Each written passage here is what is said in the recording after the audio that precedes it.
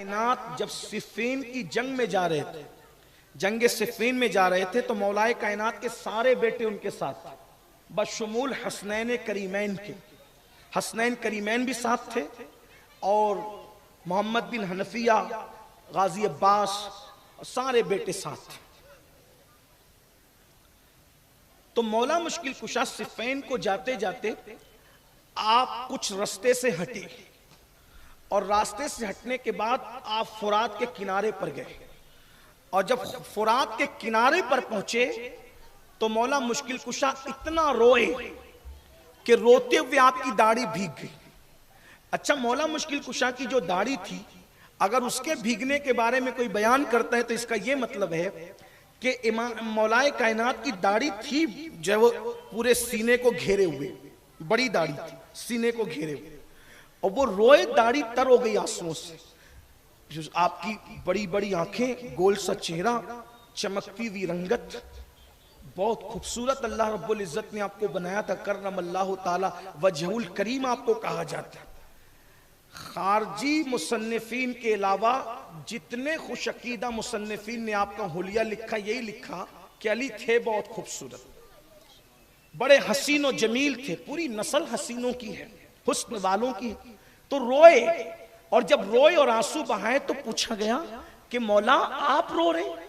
اس لیے کہ مولا علی کو جلدی کسی نے جنگ کے ماحول میں روتے نہیں دیکھا، اور اب یہاں فرات کے کنارے صفین کو جاتے ہوئے مولا مشکل کشا رو رہے ہیں۔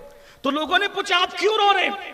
فرمایا یہ وہی مقام ہے، یہ وہی مقام ہے جس مقام پر میرا بیٹا حسین اپنے اہل و عیال کے ساتھ شہید ہوگا۔ اور پھر فرمایا یہ وہ مقام ہے جہاں ان کے اونٹ بیٹھیں گے، یہاں خیمے لگیں گے، یہاں کجاوے رکھے جائیں گے، اور آپ رو پڑے۔ یعنی کربلا میں مولا حسین کے پہنچنے سے پہلے مولا علی پہنچے ہیں، نشاندہی فرمائی ہے۔ یعنی اللہ کے رسول غیب داں نبی صلی اللہ علیہ وآلہ وسلم نے اتنی تفصیل بتائی کہ گھر کے بچے کو پتا تھا، خود امام حسین کو بھی پتا تھا کہ مولا حسین پاک کی شہادت ہوگی۔ لیکن آپ پوری تاریخ اٹھا کر دیکھ لیں، نہ اللہ کے رسول دعا کرتے ہیں، نہ سیدہ فاطمہ الزہرا دعا کرتی ہے، نہ مولا علی دعا کرتے ہیں اللہ یہ واقعہ ٹل جائے، بچ جائے ہمارا حسین، نہیں، کوئی دعا نہیں کرتا۔ دعا کی جا رہی تو یہ دعا کی جا رہی ہے اللہ ہمارے حسین کو صبر عطا فرما اور اجر عطا فرما۔ واقعہ کربلا کتنا تفصیل سے گھر والوں کو پتا تھا۔ ایک دو بات سن لیں پھر بات مکمل ہوتی ہے۔ ایک مرتبہ، اور رمضان المبارک کا مہینہ ہے، دوسری رمضان شریف گزر رہی ہے، تیسری کا آغاز ہونے والا ہے۔ سیدہ پاک سیدہ فاطمہ الزہرا رضی اللہ تبارک و تعالی عنہا و سلام اللہ علیہا، آپ جلدی جلدی چکی پیستی، اور چکی پیسنے کے بعد، یعنی چکی چلانے کے بعد، آٹا پیسنے کے بعد کھانا تیار کرتی، اور کھانا تیار کرتی اور شہزادوں کو نہلاتی ہیں، کنگھی کرتی، پیار کرتی ہیں۔ غیر معمولی طور پر شہزادوں کے معاملے میں آج دلچسپی لے رہی ہیں۔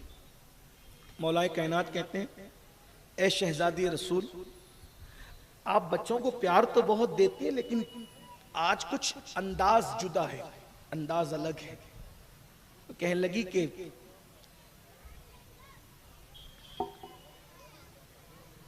جو وعدہ کیا تھا بابا نے اور جو وقت بتایا تھا، ایسا لگتا ہے وہ وقت قریب ہے، بس ان قریب آپ کی اور ہماری جدائی ہونے والی ہے، میں اس دنیا سے جانے والی ہوں، اب شاید میں بہت دن تک اس دنیا میں نہ رہوں گی۔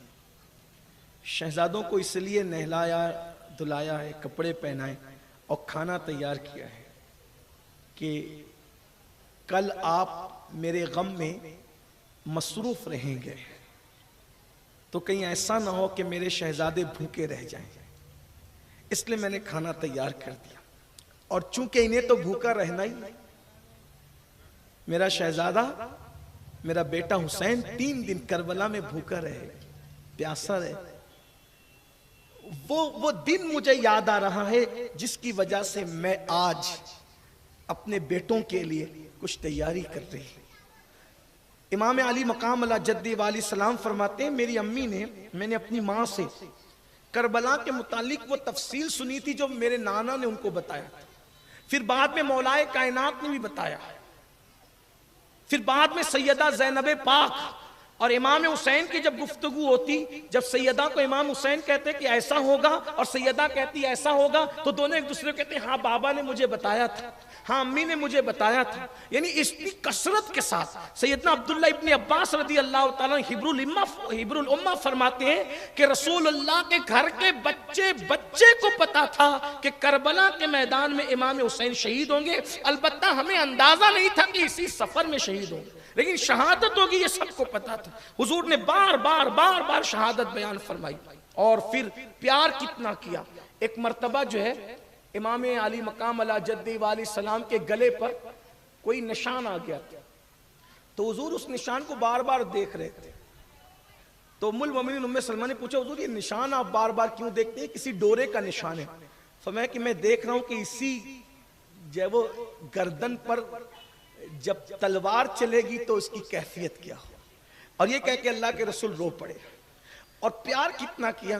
ایک مرتبہ آپ کے دائیں طرف آپ کے شہزادے رسول اللہ کے حقیقی شہزادے سیدنا ابراہیم ابن محمد دائیں طرف بیٹھے اور امام علی مقام بائیں طرف بیٹھے، یعنی ایک ہی گود میں دونوں جمع ہیں. یہ ابراہیم ابن محمد صلی اللہ علیہ وسلم و رضی اللہ تبارک و تعالی، یہ مخدومہ اسلام، مخدومہ امت محمدیہ سیدہ ماریہ قبطیہ کے بطن سے پیدا ہوئے. سیدہ ماریہ کے بطن سے پیدا ہوئے اور حضور ان سے بہت پیار کرتے تھے. حضور علیہ السلام کبھی شہزادے کو کھلاتے ہیں، کبھی اپنے نواسے امام حسین کو. بلبل سدرہ جبریل امین حاضر ہوئے اور حاضر ہونے کے بعد عرض کی یا رسول اللہ، اللہ آپ کو سلام کہتا ہے. اور اللہ تعالیٰ فرماتا ہے کہ یہ دونوں شہزادے ابراہیم اور حسین آپ کے پاس جمع نہیں رہیں گے. اللہ نے آپ کو اختیار دیا ہے کہ آپ ان میں سے کسی ایک کو اپنے پاس رکھیں اور ایک کو اللہ کی طرف بھیج دیں. حضور آپ کو اختیار ہے. اللہ نے جس نبی کو موت و حیات کا اختیار دیا ہے وہ آمینہ کا لال. حضور دونوں جمع نہیں رہیں گے، یا ابراہیم کو اپنے پاس رکھ لیں یا حسین کو اپنے پاس رکھ لیں. ابراہیم کو اللہ کے پاس بھیج دیں یا حسین کو اللہ کے پاس بھیج دیں. کس کو آپ قبول کرتے ہیں اپنے لیے اور کس کو اللہ کے یہاں بھیجتے ہیں؟ تو آقا علیہ السلام نے دونوں کے چہروں کو دیکھا اور پھر فرمایا اگر حسین دنیا سے جاتے ہیں تو فاطمہ کو بھی تکلیف ہوگی، علی کو بھی ہوگی اور مجھے بھی ہوگی، لیکن اگر ابراہیم جاتے ہیں تو دکھ صرف مجھے ہوگا. تو اللہ کے رسول علیہ السلام نے کہا جبریل میں حسین پر اپنے بیٹے ابراہیم کو قربان کرتا ہوں. اپنا شہزادہ، حالانکہ وہ بھی حضور ہی کے شہزادے ہیں لیکن صلبی شہزادہ، حقیقی شہزادہ. آقا نے فرمایا کہ ابراہیم اگر حیات ہوتے نبی ہوتے، مگر لا نبی آبادی، نبوت ختم ہے. اللہ کی حکمت یہ ہے کہ حضور کا کوئی بیٹا بالغ نہ ہو سکا، صلبی بیٹا. جناب قاسم بھی نابالغ تھے تبھی پردہ فرما گئے، اور جناب ابراہیم بھی نابالغ تھے تبھی ان کا بھی وصال ہو گیا، اور ان کا مزار جنت البقیع میں موجود ہے. ابھی بھی جو وہ قد کے اعتبار سے مختصر سا مزار، آپ اس کی زیارت کرتے ہیں جاتے ہیں تو اللہ کے رسول صلی اللہ علیہ وآلہ وسلم نے اپنے بیٹے ابراہیم کو قربان کر دیا. 3 دن کے بعد حضرت ابراہیم کا وصال ہو گیا، آپ دنیا سے تشریف لے گئے. اس کے بعد جب بھی امام حسین ملتے تھے آقا ان کی پیشانی کو چوم کے کہتے تھے حسین میں نے اپنا بیٹا تجھ پہ قربان کر دیا، میں نے اپنا بیٹا تجھ پہ قربان کر دیا. یہ تھے امام حسین. اللہ کے رسول علیہ السلام نے فرمایا حسین منی وانا من الحسین، حسین مجھ سے میں حسین سے. عرب میں جب کوئی کسی سے بہت محبت کرتا تھا، بہت، تو محاورہ تھا کہ میں اس سے اور یہ مجھ سے. اور جب کسی سے بہت نفرت کرتا تو کہا جاتا تھا یہ ہم سے نہیں ہے. جیسے آپ نے بے شمار حدیثیں سنی ہوگی فلیس منا فلیس منی، جیسے نکاح کے باب میں ہم سنتے کہ حدیث پاک ہے کہ جس نے نکاح سے استطاعت ہونے کے باوجود جس نے نکاح سے رغبت نہیں کی، ان نکاح من سنتی فمن رغب عن سنتی فلیس منی، کہ جس نے اس نکاح سے رغبت نہیں کی، نکاح میری سنت ہے تو وہ ہم میں سے نہیں ہے. تو جب بہت شدید بیزاری کا اظہار کرنا ہوتا تو کہتے ہیں یہ ہم میں سے نہیں، اور جب شدید اظہار محبت کرنا ہوتا شدید تو کہتے ہیں کہ میں اس سے ہوں اور یہ مجھ سے ہیں. تو حضور علیہ السلام نے شدید اظہار محبت کے لیے فرمایا. ایک روایت یعنی ایک اس کا ترجمہ یہ بھی ہے, ایک اس کی ترجمانی یہ بھی ہے, ایک مفہوم یہ بھی ہے کہ حسین مجھ سے ہیں اور میں حسین سے ہوں, یہ فرمایا. اور پھر کہا احب اللہ من احب حسینہ, کہ جو حسین سے محبت کرے گا اللہ اس سے محبت کرے گا. اور پھر فرمایا حسین و سبتم من الاسباط, حسین میرے بیٹوں میں ایک بیٹا ہے. یہ اللہ کے رسول علیہ السلام نے فرمایا. یہ امام عالی مقام کی شان ہے. اور اللہ کے رسول صلی اللہ علیہ وآلہ وسلم ارشاد فرماتے ہیں اگر کوئی جنتی جوانوں کا سردار دیکھنے کی خواہش رکھتا ہے تو وہ حسین ابن علی کو دیکھا کرے. آقا کریم صلی اللہ علیہ وسلم نے فرمایا کہا حسن اور حسین میرے جنتی پھول ہیں. اللہ کے حبیب علیہ السلام فرماتے اور فرمایا کہ یہ میرے بیٹے ہیں, میری بیٹی کے بیٹے ہیں. ہر ایک کا اسبا ہوتا ہے, ہر ایک کا ایک نسب ہوتا ہے. آقا فرماتے ہیں حسن و حسین کا باپ میں ہوں, میں ان کا اسبا ہوں, میں ان کا نسب ہوں. اور آقا علیہ السلام فرماتے ہیں جو ان سے محبت کرے ان سے میری محبت ہے, جو ان سے جنگ کرے ان سے میری جنگ ہے, جو ان سے صلح کرے ان سے میری صلح ہے. اور آقا علیہ الصلوۃ والتسلیم فرماتے ہیں کہ آسمانوں میں حسین کی اتنی مقبولیت ہے, زمین والوں سے زیادہ مقبولیت آسمانوں میں حسین کی ہے. حسین کو بزرگ مانا جاتا ہے. اور فرمایا گیا, فرماتے میرے آقا عرش کے دائیں طرف حسین کو مصباح الہدایت لکھا گیا ہے, ہدایت کا چراغ لکھا گیا ہے. اور پھر میرے آقا صلی اللہ علیہ وآلہ وسلم ارشاد فرماتے ہیں کہ اللہ اکبر, اللہ اکبر. قیامت کے دن اللہ رب العزت کے بندے جب جنت میں داخل ہو جائیں گے تب جنت کہے گی مولا تو نے مجھ سے وعدہ کیا تھا کہ تو مجھے زینت عطا کرے گا, تو میری زینت کیا ہے, مجھے اپنی زینت عطا کر. اللہ پاک فرمائے گا پردے ہٹا دو. جب پردے ہٹا دیے جائیں گے تو امام حسن اور امام حسین نظر آئیں گے. اللہ فرمائے گا یہی تمہاری زینت ہے. آقا علیہ الصلوۃ والتسلیم نے ایک بچے کو دیکھا, وہ بچے کو حضور نے چوما, پیار کیا. صحابہ نے پوچھا یہ کون ہے؟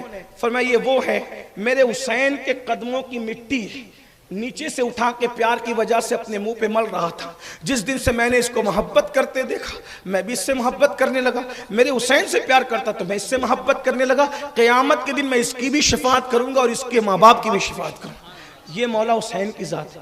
ان سے تمسک, ان سے تعلق ہمارا استوار ہونا چاہیے. یہ وہ لوگ ہیں میرے بھائی, علم میں ان کی کوئی مثال نہیں. 7 سال کی عمر میں امام حسین نے علوم حاصل کر لی.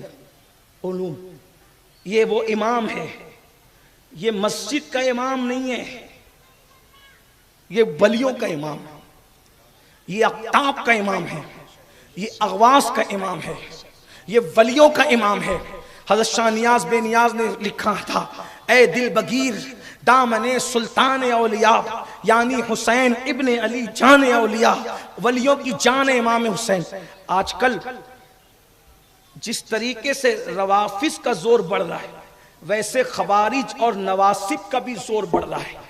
کتنا تنگ دل ہے اہل بیت کے لیے لوگوں کا کہ جب بھی امام حسین اور امام حسن کا نام لیا جاتا ہے تو حضرت حسن, حضرت حسین, حضرت حسن, حضرت حسین, حضرت حسن, حضرت حسین. یہ حضرت حسن اور حضرت حسین ایسے لیتے ہیں یعنی اپنے مدرسے کے شیخ الحدیث کے نام میں بھی تو 2-4 القابات لگائیں گے, لیکن ناسبیت کے کیڑے جراثیم اتنے سرائیت کر چکے ہیں کہ کہیں گے حضرت حسن, حضرت حسین. یہ کس حضرت کی بات ہو رہی ہے؟ حضرت حسن کا ان کو امام مت کہو, ان کو امام نہیں کہنا. کیوں نہیں کہنا؟ جس نے بخاری لکھی وہ امام, جس نے مسلم شریف لکھی وہ امام, جس نے رسالہ قشیریہ لکھا وہ امام, ارے جو 2 رکعت جمعہ کی پڑھاتا ہے وہ امام, اور جسے رسول اللہ نے اپنے کندھوں پہ بٹھایا وہ امام نہیں. کیا کر رہے ہیں لوگ؟ اللہ کے رسول علیہ السلام نے فرمایا جب تم میری اہل بیت سے دشمنی کرو گے اللہ تمہارے درمیان فساد اور جھگڑے پیدا کرے, تمہیں تقسیم کر دے گا, قدرت تمہاری عمر کو گھٹا دے گی, تمہارے درمیان گروپ تر گروپ پر اختلافات پیدا ہو جائیں گے. امت اگر متحد ہو سکتی ہے تو حبل اللہ کو تھامنے کی بنیاد پر، اور حبل اللہ کیا ہے؟ مختلف اقوال ہے جس میں سے 3 قول پڑھتا ہوں۔ حبل اللہ کا ایک مطلب ہے قرآن، حبل اللہ کا ایک مطلب ہے رسول اللہ، اور حبل اللہ کے بارے میں امام جعفر صادق سے پوچھا گیا، امام جعفر صادق فرماتے ہیں نحن حبل اللہ، ہم اہل بیت اللہ کی رسی ہے، اہل البیت کا دامن پکڑو، امت سے ان جو اختلافات کا خاتمہ کرو۔ میں اپنے جوانوں سے کہنا چاہتا ہوں، کہا کہ وہ فلاں فرقہ معصوم سمجھ کر کے ان کو امام کہتا ہے، اس لیے ہم نہیں کہہ سکتے ناجائز ہے اور فلاں فلاں فلاں۔ میں کہتا ہوں وہ فلاں فرقہ لا الہ الا اللہ پڑھتا ہے تو کیا ہم چھوڑ دیں گے؟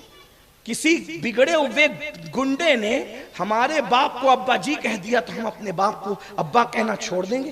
ہم تو احتجاج کریں گے، او ابا کہنے والے تیرا باپ نہیں ہے، باپ تو میرا ہے۔ تو اگر کہا کسی نے میرے امام کو، یہ وہ امام لوگ ہیں، اب سن لیں اور اچھی طرح سے سن لیں، اگر بخاری، مسلم، ترمذی، ابن ماجہ کو کوئی امام کہتا ہے تو وہ میرے امام کی جوتیوں کا صدقہ ہے، امام حسین کی جوتیوں کا صدقہ ہے جو انہیں امام کہا جاتا ہے۔ آج اگر مجھے اور آپ کو بھی کوئی امام کہتا ہے، مسجد کا امام، مدرسہ، یہ عیدگاہ کا امام، اور یہاں کا امام اور وہاں کا امام اور فلاں جگہ کا امام، تو پھر یہ امام کے صدقے، ارے یہ امام کی امامت نہ ہوتی، اس امام نے اپنے گھر کو نہ لٹایا ہوتا تو نہ کلمہ محفوظ ہوتا، نہ نماز محفوظ، نہ تراویح محفوظ ہوتی، نہ عبادت محفوظ ہوتی۔ کم سے کم حضور کے رشتے کا تو خیال کریں، لوگ حضور کے رشتے کا خیال کریں۔ اگر کوئی کسی بزرگ کو ماننے لگ جائے، ہم اس بزرگ کو نہیں چھوڑ سکتے، ان کو ماننا ہمارے ایمانیات کا حصہ ہے۔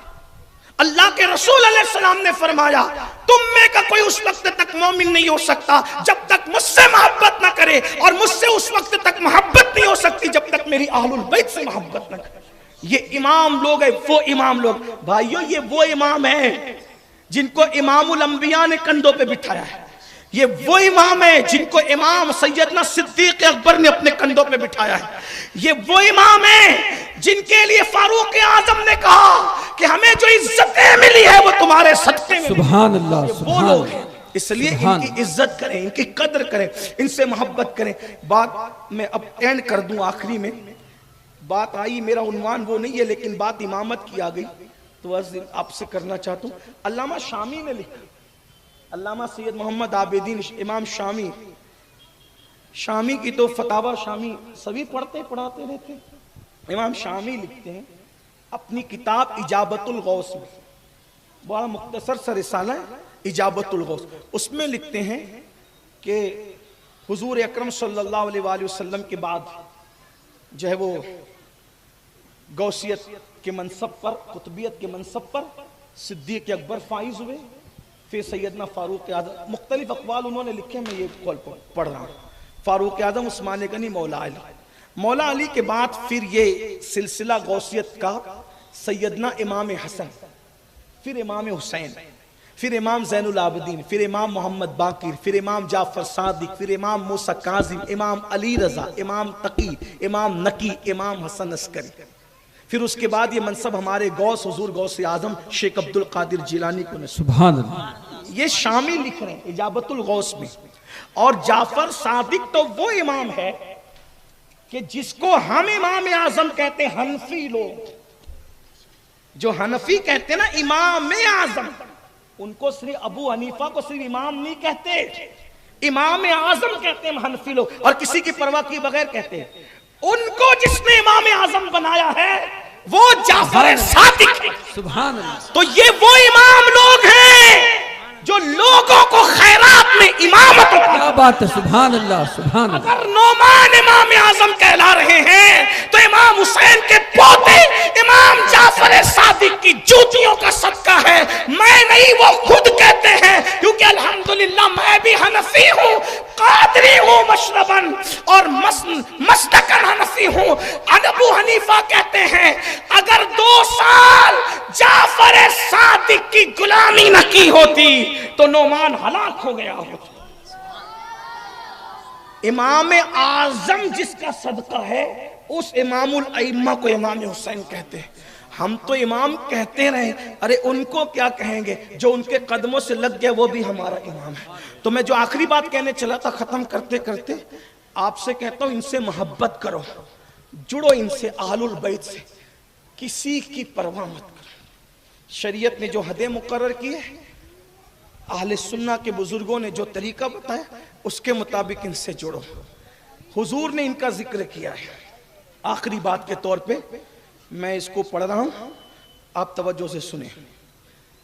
ایک مرتبہ اللہ کے رسول بیٹھے ہوئے امام حسین کو چوم رہے ہیں۔ اللہ کے رسول علیہ السلام امام حسین کو چوم رہے ہیں۔ سن لے بات، چومتے ہوئے امام علی مقام کو میرے آقا فرماتے ہیں، میرا بیٹا حسین ہے۔ اگر توجہ میری طرف ہے تو میں بات اینڈ کو پہنچا رہا ہوں۔